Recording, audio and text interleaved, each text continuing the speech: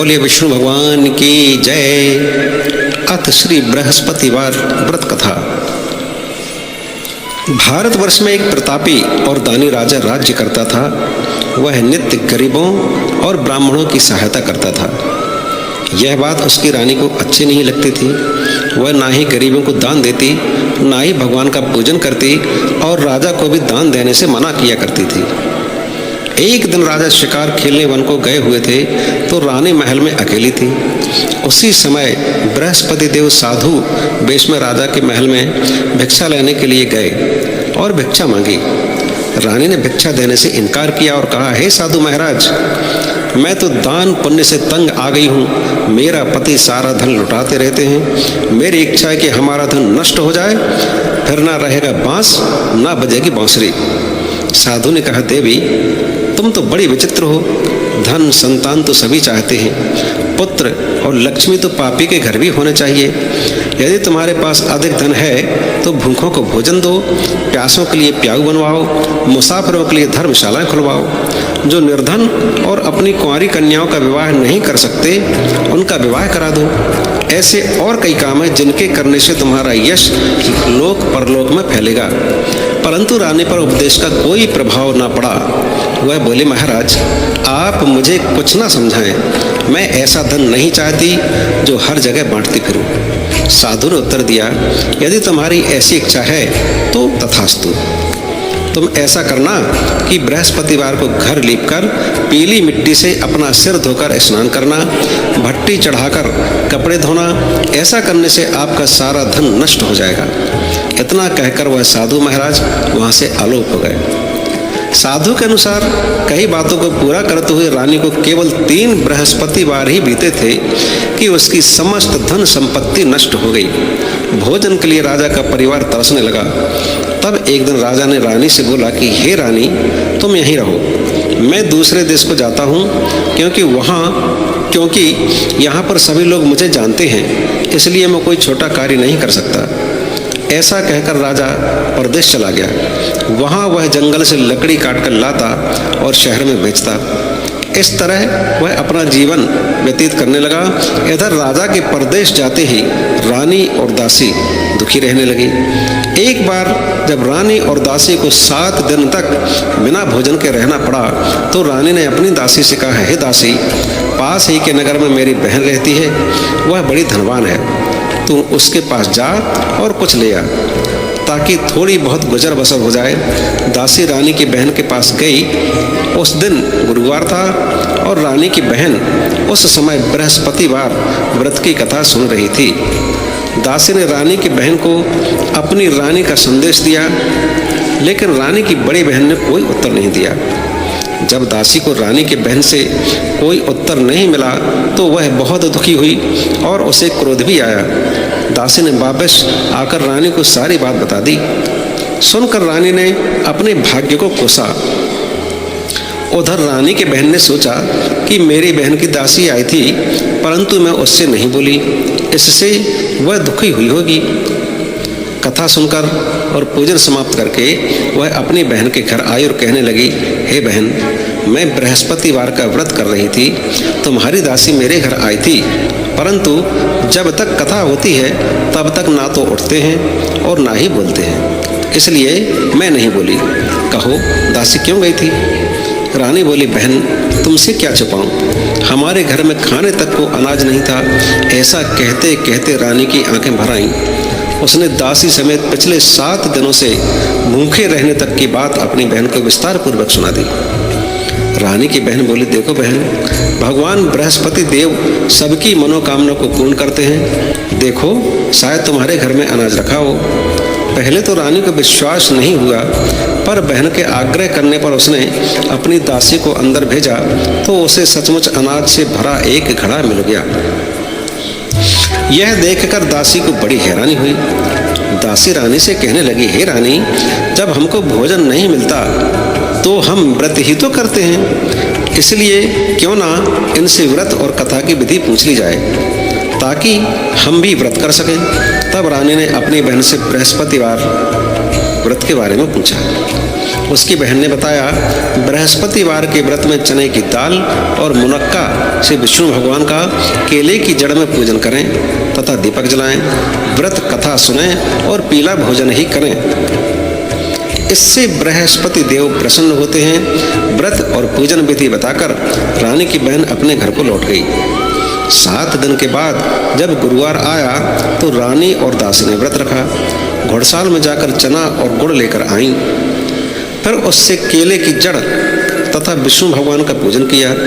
अब पीला भोजन कहाँ से आए? इस बात को लेकर दोनों बहुत दुखी थे। चूंकि उन्होंने व्रत रखा था, इसलिए बृहस्पति देव उनसे प्रसन्न थे। इसलिए वे एक साधारण व्यक्ति के रूप धारण करके 2 थालों में सुंदर पीला भोजन दासी को दे गए। भोजन पाकर दासी प्रसन्न हुई और फिर रानी ने साथ मिलकर भोजन ग्रहण किया। उसके बाद वे सभी गुरुवार को व्रत और पूजन करने लगी। बृहस्पति भगवान की कृपा से उनके पास फिर से धन संपत्ति आ गई, परंतु रानी फिर से पहले की तरह आलस्य करने लगी। तब दासी बोली, देखो रानी, तुम पहले भी इस प्रकार आलस्य करती थी, तुम्हें धन रखने में कष्ट होता था, इस कारण सभी धन नष्ट हो गया, और अब जब भगवान बृहस्पति की कृपा से धन मिला है तो तुम्हें फिर से आलस्य होता है। रानी को समझाते हुए दासी कहती है कि बड़ी मुसीबतों के बाद हमने यह धन पाया है, इसलिए हमें दान पुण्य करना चाहिए, भूखे मनुष्यों को भोजन कराना चाहिए और धन को शुभ कार्यों में खर्च करना चाहिए, जिससे तुम्हारे कुल का यश बढ़ेगा, स्वर्ग की प्राप्ति होगी और पितृ प्रसन्न होंगे। दासी की बात मानकर रानी अपना धन शुभ कार्यों में खर्च करने लगी, जिससे पूरे नगर में उसका यश फैलने लगा। बृहस्पतिवार व्रत कथा के बाद श्रद्धा के साथ आरती की जानी चाहिए। इसके बाद प्रसाद बांटकर उसे ग्रहण करना चाहिए। एक दिन राजा दुखी होकर जंगल में एक पेड़ के नीचे आसन जमाकर बैठ गया। वह अपनी दशा को याद करके व्याकुल होने लगा। बृहस्पतिवार का दिन था। एकाएक उसने देखा कि निर्जन वन में एक साधु प्रकट हुए। वह साधु वेश में स्वयं बृहस्पति देवता थे। लकड़हारे के सामने आकर बोले, हे लकड़हारे, इस सुनसान जंगल में तू चिंतामग्न क्यों बैठा है? लकड़हारे ने दोनों हाथ जोड़कर प्रणाम किया और उत्तर दिया, महात्मा जी, आप सब कुछ जानते हैं, मैं क्या कहूँ? यह कहकर रोने लगा और साधु को अपनी आत्मकथा सुनाई। महात्मा जी ने कहा, तुम्हारी स्त्री ने बृहस्पति के दिन बृहस्पति भगवान का निरादर किया है, जिसके कारण रुष्ट होकर उन्होंने तुम्हारी यह दशा कर दी। अब तुम चिंता को दूर करके मेरे कहने पर चलो तो तुम्हारे सब कष्ट दूर हो जाएंगे और भगवान पहले से भी अधिक संपत्ति देंगे। तुम बृहस्पति के दिन कथा किया करो। 2 पैसे के चने मुनक्का लाकर उसका प्रसाद बनाओ और शुद्ध जल से लोटे में शक्कर मिलाकर अमृत तैयार करो। कथा के पश्चात अपने सारे परिवार और सुनने वाले प्रेमियों में अमृत व प्रसाद बांटकर आप भी ग्रहण करो। ऐसा करने से भगवान तुम्हारी सब मनोकामनाएं पूरी करेंगे। साधु के ऐसे वचन सुनकर लकड़हारा बोला, हे प्रभु, मुझे लकड़ी बेचकर इतना पैसा नहीं मिलता जिससे भोजन के उपरांत कुछ बचा सकूं। मैंने रात्रि में अपनी स्त्री को व्याकुल देखा है। मेरे पास कुछ भी नहीं जिससे मैं उसकी खबर मंगा सकूं। साधु ने कहा, हे लकड़हारे, तुम किसी बात की चिंता मत करो। बृहस्पति के दिन तुम रोजाना की तरह लकड़ियां लेकर शहर को जाओ। तुमको रोज से दोगुना धन प्राप्त होगा, जिससे तुम भली भांति भोजन कर लोगे तथा बृहस्पति देव की पूजा का सामान भी आ जाएगा। इतना कहकर साधु अंतर्ध्यान हो गए। धीरे धीरे समय व्यतीत होने पर फिर वही बृहस्पतिवार का दिन आया। लकड़हारा जंगल से लकड़ी काटकर किसी शहर में बेचने गया। उसे उस दिन और दिन से अधिक पैसा मिला।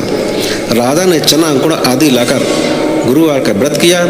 उस दिन से उसके सभी क्लेश दूर हुए, परंतु जब दोबारा गुरुवार का दिन आया तो बृहस्पतिवार का व्रत करना भूल गया।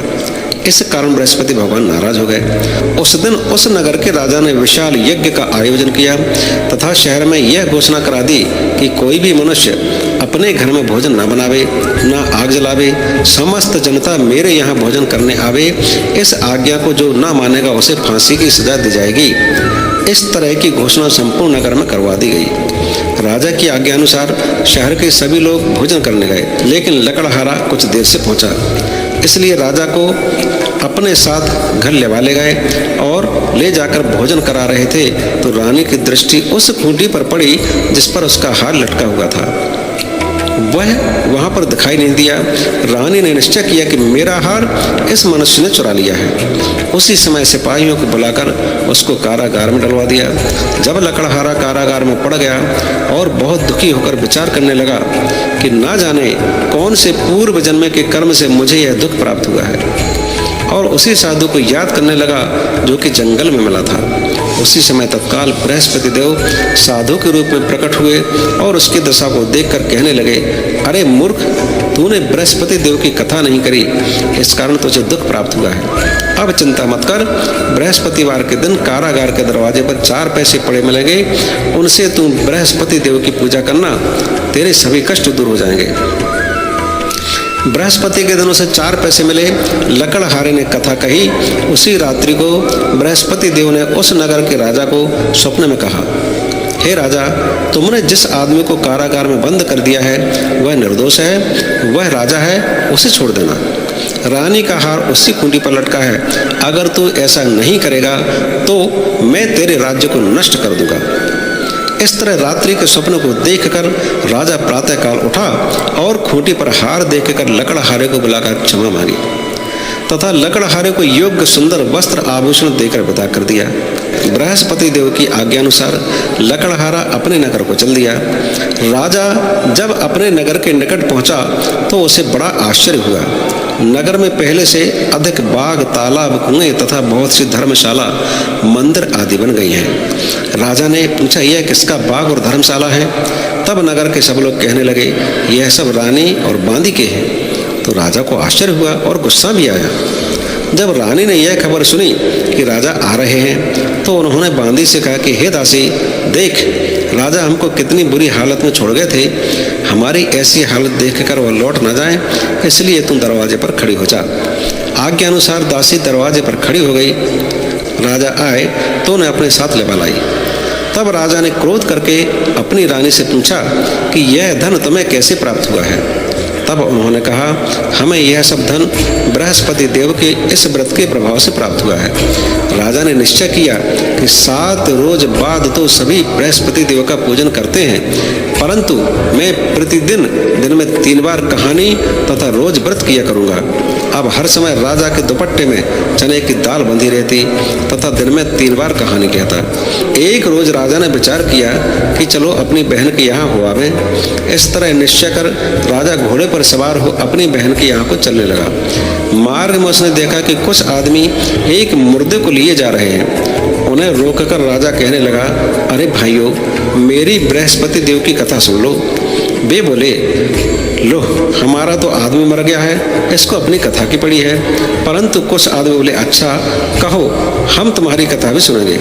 राजा ने दाल निकाली और जब कथा आधी हुई कि मुर्दा हिलने लग गया, और जब कथा समाप्त हुई तो राम राम करके मनुष्य उठकर खड़ा हो गया। आगे मार्ग में उसे किसान खेत में हल चलाता मिला। राजा ने उसे देख और उससे बोले, अरे भैया, तुम मेरी बृहस्पतिवार की कथा सुन लो। किसान बोला, जब तक मैं तेरी कथा सुनूंगा तब तक 4 हरिया जोत लूंगा। जा, अपनी कथा किसी और को सुनाना। इस तरह राजा आगे चलने लगा। राजा के हटते ही बैल पछाड़ खाकर गिर गए तथा किसान के पेट में बड़ी जोर का दर्द होने लगा। उस समय उसकी माँ रोटी लेकर आई। उसने जब यह देखा तो अपने पुत्र से सब हाल पूछा और बेटे ने भी सभी हाल कह दिया।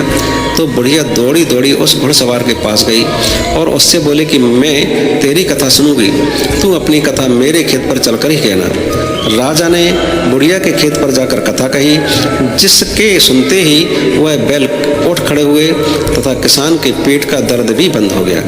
राजा अपनी बहन के घर पहुंचा। बहन ने भाई की खूब मेहमानी की। दूसरे रोज प्रातःकाल राजा जगा तो वह देखने लगा कि सब लोग भोजन कर रहे हैं। राजा ने अपनी बहन से कहा, ऐसा कोई मनुष्य है जिसने भोजन नहीं किया हो? मेरी बृहस्पतिवार की कथा सुन ले।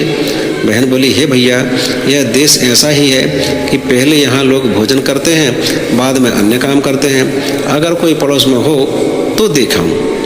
वह ऐसा कहकर देखने चलेगी, परंतु उसे कोई ऐसा व्यक्ति नहीं मिला जिसने भोजन ना किया हो।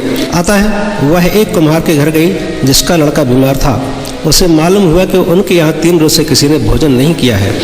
रानी ने अपने भाई की कथा सुनने के लिए कुम्हार से कहा, कुम्हार, 3 रोज से किसी ने भोजन नहीं किया है। कुम्हार ने कहा, 3 रोज से किसी ने भोजन नहीं किया है। रानी ने अपने भाई की कथा सुनने के लिए कुम्हार से कहा, कुम्हार, 3 रोज से किसी ने भोजन नहीं किया है। रानी ने अपने भाई की कथा सुनने के लिए वह तैयार हो गया। राजा ने जाकर बृहस्पतिवार की कथा कही, जिसको सुनकर लड़का ठीक हो गया। अब तो राजा की प्रशंसा होने लगी। एक रोज राजा ने अपनी बहन से कहा कि हे बहन, हम अपने घर को जाएंगे, तुम भी तैयार हो जाओ। राजा की बहन ने अपनी सास से कहा। सास ने कहा, हाँ चली जा, परंतु अपने लड़कों को मत ले जाना, क्योंकि तेरे भाई की कोई औलाद नहीं है। बहन ने अपने भैया से कहा, हे भैया, मैं तो चलूंगी, पर कोई बालक नहीं जाएगा। राजा बोला, जब कोई बालक नहीं चलेगा तब तुम ही क्या करोगी? बड़े दुखी मन से राजा अपने नगर को लौट आया। राजा ने अपनी रानी से कहा, हम निर्वंशी हैं, हमारा मुँह देखने का धर्म नहीं है और कुछ भोजन आदि नहीं किया।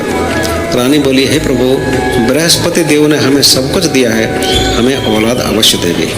उसी रात को बृहस्पति देव ने राजा से सपने में कहा, हे राजा, उठ, सभी सोच त्याग दे, तेरी रानी गर्भ से है। राजा को यह बात सुनकर बड़ी खुशी हुई। 9वें महीने में उसके गर्भ से एक सुंदर पुत्र पैदा हुआ। तब राजा बोला, हे रानी, स्त्री बिना भोजन के रह सकती है, पर बिना कहे नहीं रह सकती। जब मेरी बहन आवे तुम उससे कुछ कहना मत। रानी ने सुनकर हाँ कर दिया। जब राजा की बहन ने यह शुभ समाचार सुना तो वह बहुत खुश हुई तथा बधाई लेकर अपने भाई के यहाँ आई। तभी रानी ने कहा, घोड़ा चढ़कर तो नहीं आई, गधा चढ़ी आई। राजा की बहन बोली, भाभी, मैं इस प्रकार ना कहती तो तुम्हें औलाद कैसे मिलती? बृहस्पति देव ऐसे ही हैं, जैसी जिसके मन में कामनाएं हैं सभी को पूर्ण करते हैं।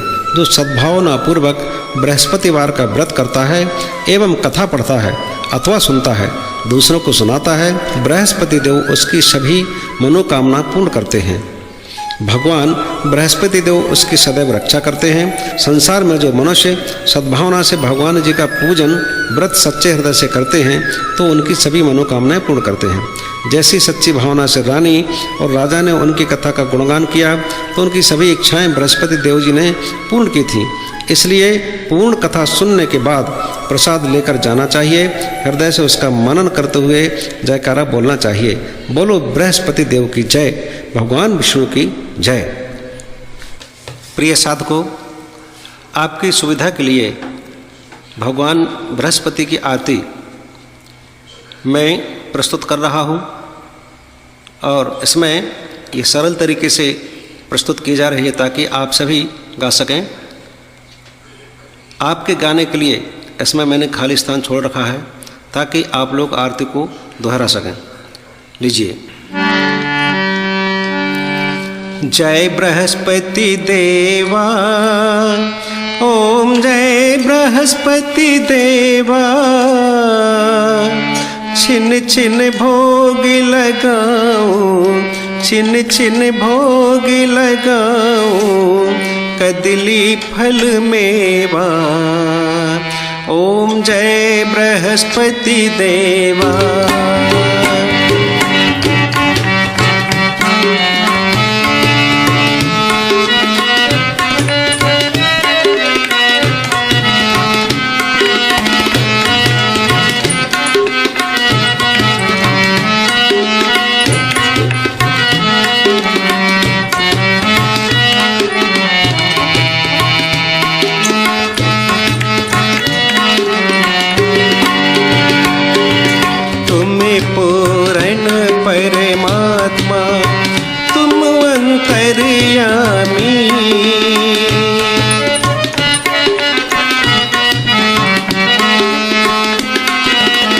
जगत पिता जगदीश्वर, जगत पिता जगदीश्वर, तुम सबके स्वामी, ओम जय बृहस्पति देवा।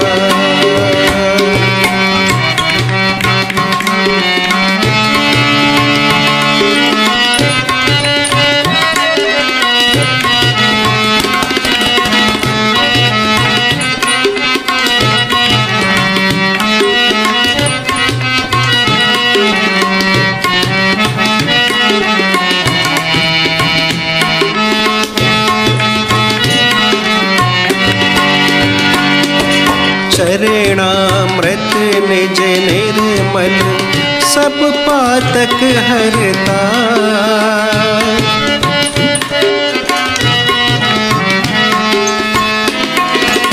सकल मनोरथ दायक, सकल मनोरथ दायक, कृपा करो भरता। ओम जय बृहस्पति देवा।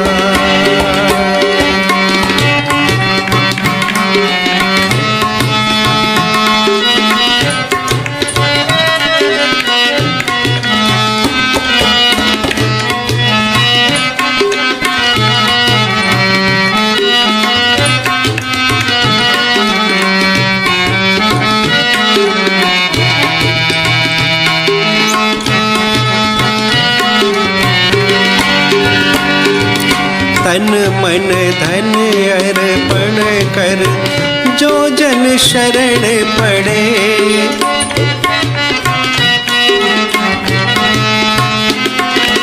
प्रभु प्रकट तब हो कर, प्रभु प्रकट तब हो कर, आकर द्वार खड़े। ओम जय बृहस्पति देवा।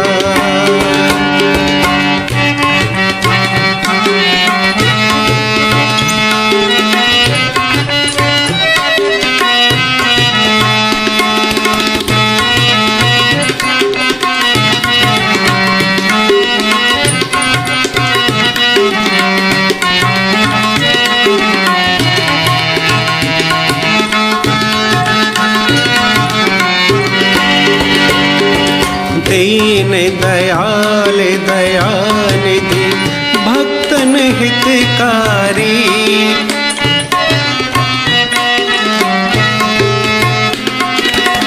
पाप दोष सब हरता, पाप दोष सब हरता, भव बंधन हारी। ओम जय बृहस्पति देवा।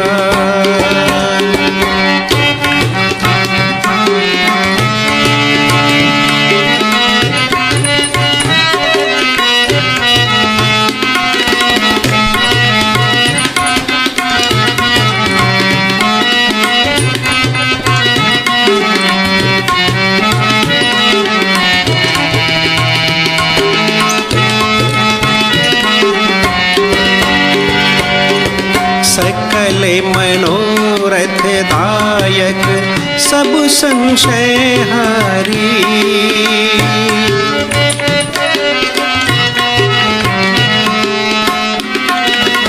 विषय विकार मिटाओ, विषय विकार मिटाओ, संतन सुखकारी। ओम जय बृहस्पति देवा।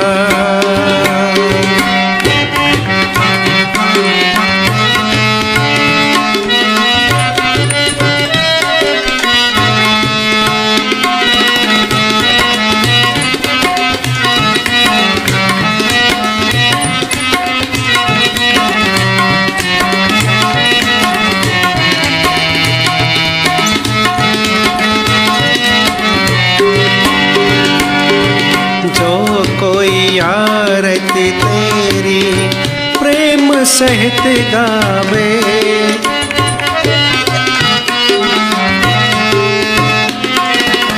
जेठानंद आनंद कर, जेठानंद आनंद कर, सो निश्चय पावे। ओम जय बृहस्पति देवा। जय बृहस्पति देवा। ओम जय बृहस्पति देवा। छिन छिन भोग लगाओ, छिन छिन भोग लगाओ, कदली फल मेवा। ओम जय बृहस्पति देवा। ओम जय बृहस्पति देवा। ओम जय बृहस्पति देवा। बोलो विष्णु भगवान की जय। बोलो बृहस्पति देव भगवान की जय।